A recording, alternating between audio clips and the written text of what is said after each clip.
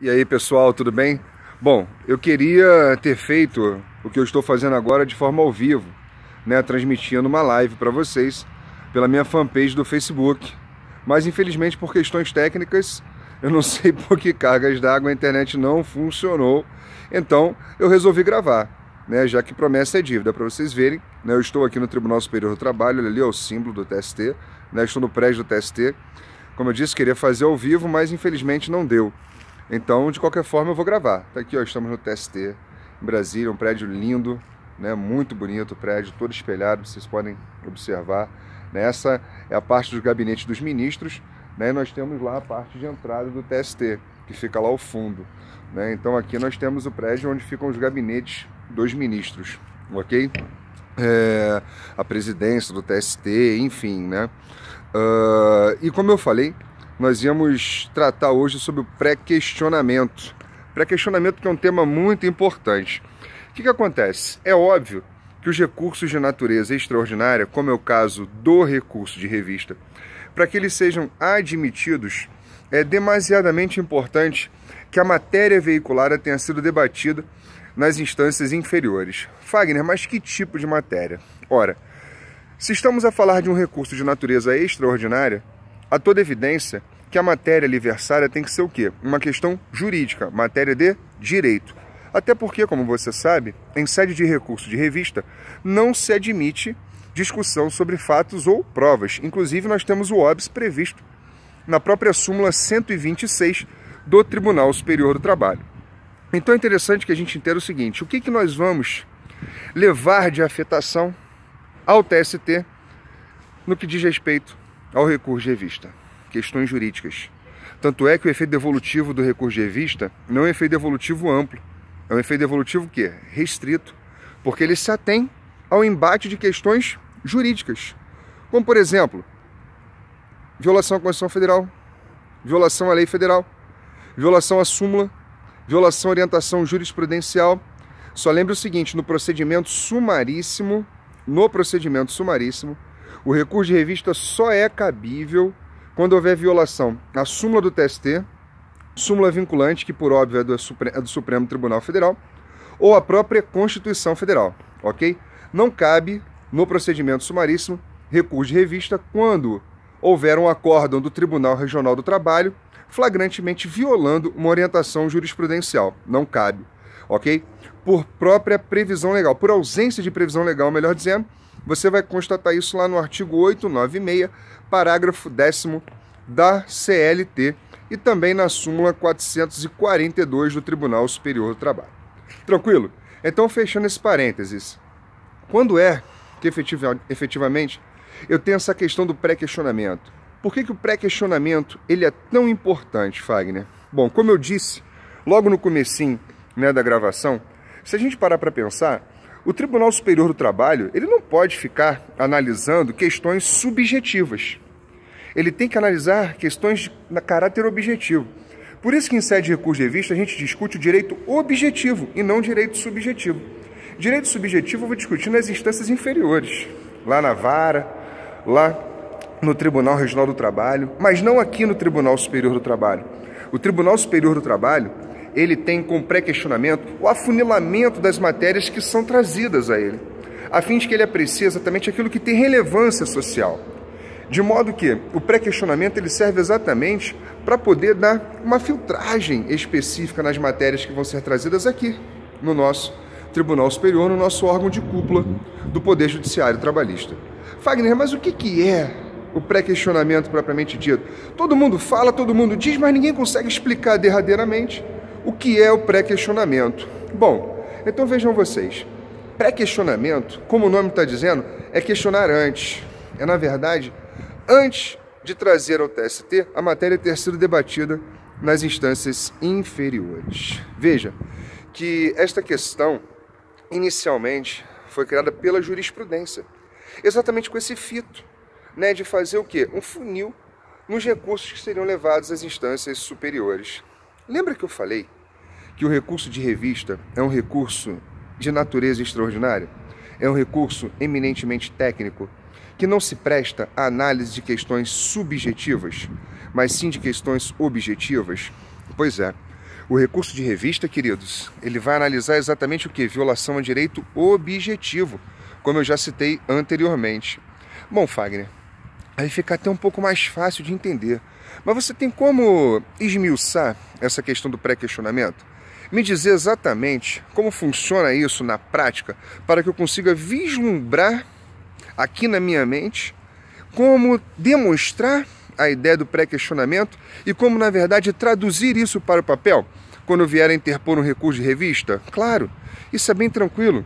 Veja você o seguinte, vamos imaginar que lá na primeira instância da Justiça do Trabalho, já que você sabe que as instâncias na Justiça do Trabalho são 3, não é isso? Nós temos o Juiz do Trabalho na primeira instância, o TRT na segunda instância e o nosso TST na terceira e última instância laboral. Nós estamos aqui no nosso órgão de cúpula do Poder Judiciário. Então veja você, suponha que lá na primeira instância, tá, eu faça pleitos e o juiz indefira o meu pleito e eu digo, e eu entendo, que o juiz ali está violando a Constituição Federal, ou está violando uma lei federal, ou está violando propriamente dito uma súmula do TST, ou uma orientação jurisprudencial do TST. Eu levo essa questão lá para o Tribunal Regional do Trabalho da minha região. E o TRT, simplesmente, de forma categórica, viola também a súmula, a Constituição, a lei federal. Adentra no mérito e mantém a violação, ok? Mantém aquela violação alegada. E fala explicitamente sobre isso, se pronuncia explicitamente sobre isso. Então aí é uma questão importante que a gente deve analisar. Contextualiza tudo que eu estou dizendo com a súmula 297 do TST. É importante isso. Por quê?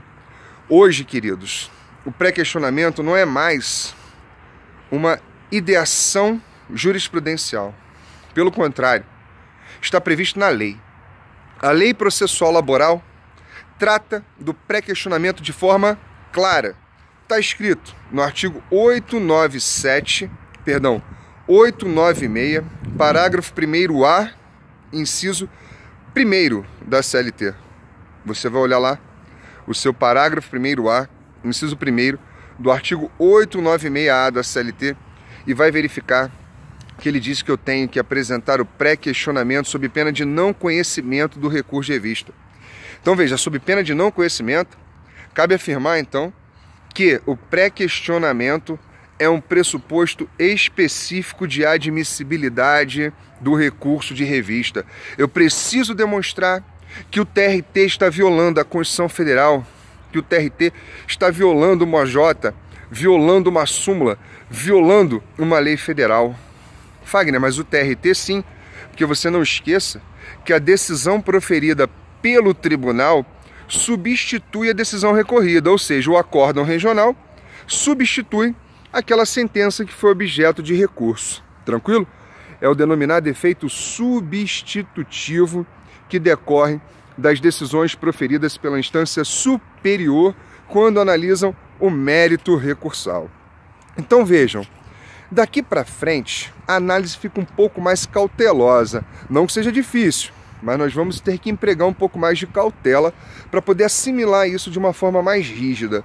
Porque, atenção, na medida em que eu estou a dizer que o TRT está violando uma súmula, só estou exemplificando, ok? Exemplificando, violando uma súmula, ou violando uma lei federal, ou violando a Constituição Federal, eu estou dizendo o seguinte, olha, TST, eu preciso do restabelecimento da lei federal violada, da súmula violada, do texto constitucional que foi violado. Então, para que o TST, que é na verdade o protetor maior na Justiça do Trabalho, da lei federal, da Constituição Federal, das súmulas que ele próprio vem editar, ele tem obviamente que ser cientificado de uma forma clara, notória, sobre a violação que ocorreu na instância inferior. E isso é o pré-questionamento. Eu tenho que aventar para o TST. Eu vou demonstrar para o TST, está vendo aqui? Por isso que eu tenho que, olha só, transcrever, está lá no artigo 896, parágrafo 1º, inciso 1º. Eu tenho que transcrever a parte do acórdão para demonstrar o pré-questionamento. aquela parte do acórdão que está violando a súmula, que está violando a OJ, que está violando a Constituição Federal, que está violando a lei federal. Sem isso, queridos, invariavelmente, o recurso de revista ele não será conhecido. Porque, como eu já falei, vou mais uma vez dizer, perdoe-me por estar sendo repetitivo, mas o pré-questionamento é um pressuposto específico de admissibilidade do recurso de revista. Sem ele, não há como se prosseguir para a análise meritória do recurso de revista. Ora, Fagner, então será que eu posso averbar o seguinte? Sem pré-questionamento não tem análise do recurso de revista? Exatamente. Agora, eu não posso ser leviano e deixar de te dizer o seguinte: se a violação ao texto constitucional ou a lei federal, por exemplo, surgir no próprio acordo do TRT, aí não há que se falar em pré-questionamento. Basta você interpor o recurso de revista e demonstrar, olha, o TRT agora, né, no julgamento do recurso ordinário ou em matéria de competência que ele esteja ali analisando em decorrência de outra circunstância, é que está violando o texto constitucional ou a lei federal. Então, o TST, não há que se falar em pré-questionamento, porque não surgiu na primeira instância. A violação está surgindo diretamente no TRT. Então, aqui eu já estou demonstrando a violação e aí o TST analisa o mérito recursal. Ok? Isso se superada esta hipótese específica de pressuposto de admissibilidade. Porque tem outros pressupostos de admissibilidade que serão analisados também pelo Tribunal Superior do Trabalho. Na verdade, por turma, né? Porque o recurso de revista é julgado por turma do Tribunal Superior do Trabalho, ok? Como previsto no caput do artigo 896 da nossa CLT. Agora, queridos, notem que existe a questão do pronunciamento explícito do tribunal. O que acontece? Suponha que lá no TRT, então o TRT está julgando um recurso ordinário, onde eu estou manejando aquele recurso ordinário, aduzindo que houve violação ao texto constitucional lá no juízo da primeira instância. Aí o TRT nada fala sobre aquela violação que eu estou ali ventilando, em razões de recurso. Ora, se o TRT não se manifestou, eu preciso que ele se manifeste. Por quê? Vejam, cuidado com isso daí.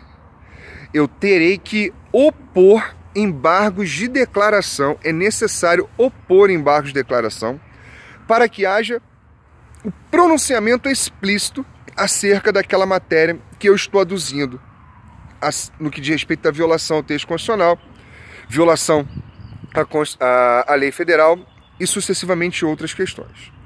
Porque se não houver este pronunciamento, a matéria não foi pré-questionada. Fagner, mas vamos imaginar o seguinte: suponha que eu venha a opor os embargos de declaração, ok? Eu apresentei lá os embargos de declaração com efeito meramente, visando meramente o pré-questionamento. Considere, portanto, Fagner, que o TRT diga o seguinte: olha, não há omissão a sanar. Porque, queridos, se eu não opuser os embargos de declaração, a matéria vai estar preclusa. Vai haver preclusão. E aí eu não tenho como levar aquela questão para o Tribunal Superior do Trabalho. Trazer para cá, para o nosso TST. Ok?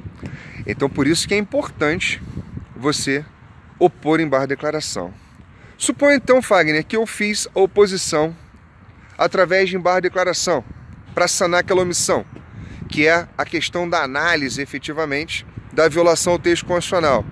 E o TRT diz o seguinte: olha, não há nada, não há omissão nenhuma a sanar. Será que eu posso dizer que há o pré-questionamento? Sim. Você vai ver isso lá no item 3 da súmula 297 do TST. O TST afirma o seguinte: olha, veja você, vamos fazer um diálogo aqui com o TST, com a súmula 297.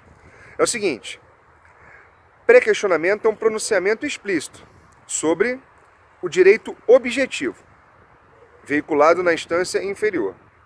Se não houver um pronunciamento explícito, embora eu tenha me manifestado a respeito lá nas razões do meu recurso, eu vou ter que opor embargo de declaração para sanar esta omissão, que não houve um pronunciamento. Se eu opuser embargo de declaração e mesmo assim o TRT não se manifestar a respeito, eu terei ou não o pré-questionamento para fins de interposição do recurso de revista.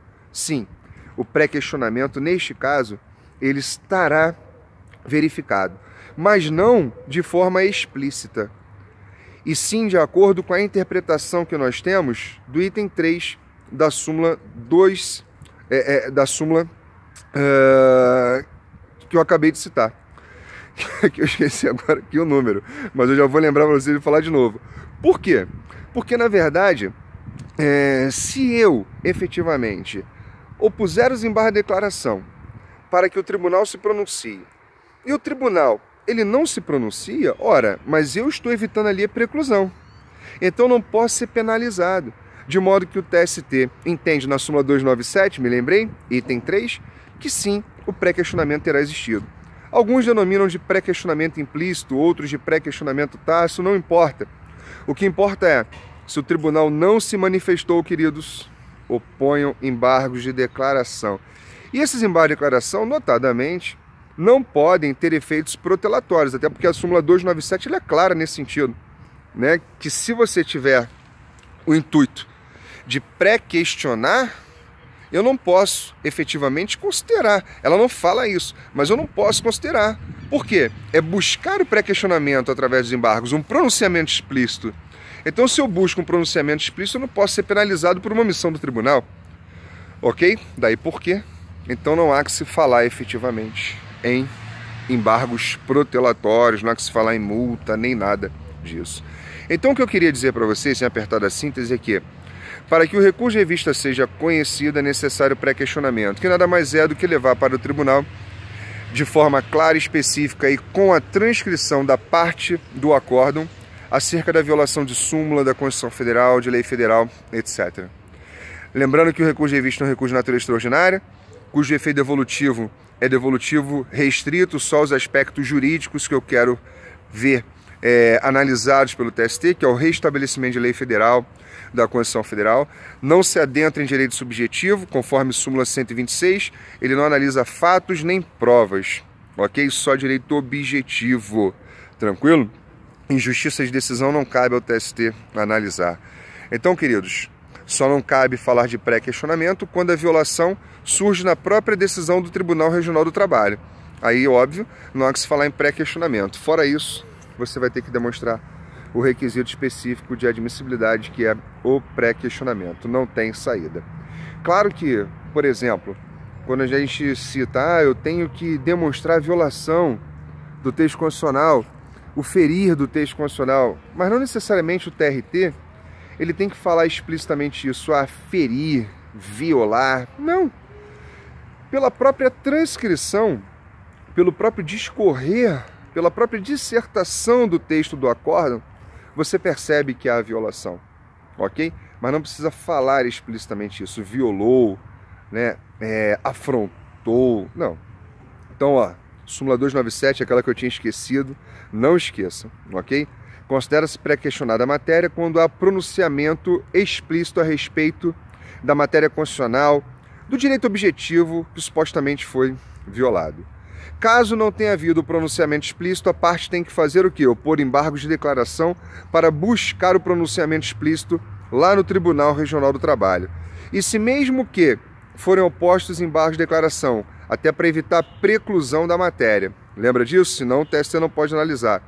E o TRT ainda assim repousar na omissão, dizer que não há nada a sanar, a matéria estará pré-questionada para fins de recurso de revista. Tranquilo, queridos? Então, isso era o que eu queria dizer acerca de recurso de revista.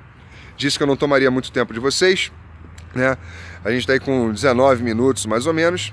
Então, agradeço mais uma vez. Infelizmente, peço desculpas por não ter conseguido transmitir ao vivo. Problemas técnicos. Espero que o vídeo carregue para que vocês possam, né, assistir e assimilar o conteúdo que eu tentei aqui expor. Então, um grande abraço para vocês. Fiquem com Deus. Que Deus abençoe todos os projetos de vocês e vamos em frente. No que precisarem de mim, é só me chamar. Compartilhem o vídeo para que as pessoas tenham acesso ao que nós acabamos de falar sobre o pré-questionamento, que é um pressuposto específico do recurso de revista para que seja admitido aqui no Tribunal Superior do Trabalho. Um abraço, queridos. Até a próxima.